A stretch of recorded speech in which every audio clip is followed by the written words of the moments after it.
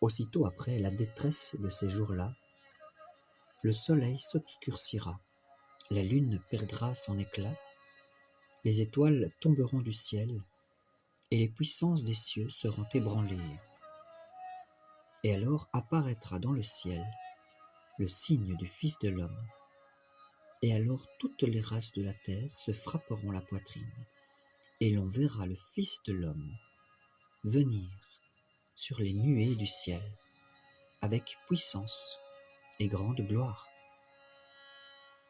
Et il enverra ses anges avec une trompette sonore pour rassembler ses élus des quatre coins de l'horizon, d'un bout des cieux à l'autre. Du figuier, apprenez cette parabole. Dès que sa ramure devient flexible et que ses feuilles poussent, vous vous rendez compte que l'été est proche. De même, vous aussi, lorsque vous verrez tout cela, rendez-vous compte qu'il est proche, aux portes. En vérité, je vous le dis, cette génération ne passera pas que tout cela ne soit arrivé. Le ciel et la terre passeront, mais mes paroles ne passeront pas. Quant à la date de ce jour et à l'heure, personne ne les connaît, ni les anges des cieux, ni le Fils. Personne que le Père seul. Et comme les jours de Noé, ainsi sera l'avènement du Fils de l'homme.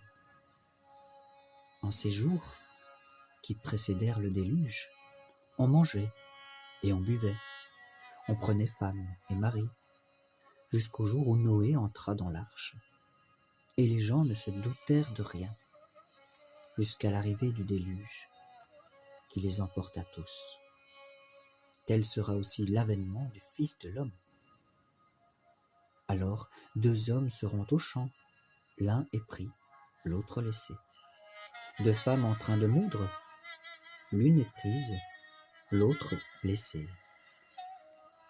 Veillez donc, car vous ne savez pas quel jour va venir votre maître. Comprenez-le bien. Si le maître de la maison avait su à quelle heure de la nuit le voleur devait venir, il aurait veillé et n'aurait pas permis qu'on perçât les murs de sa demeure. Ainsi donc, tenez-vous prêts, vous aussi, car c'est à l'heure que vous ne pensez pas que le Fils de l'homme viendra.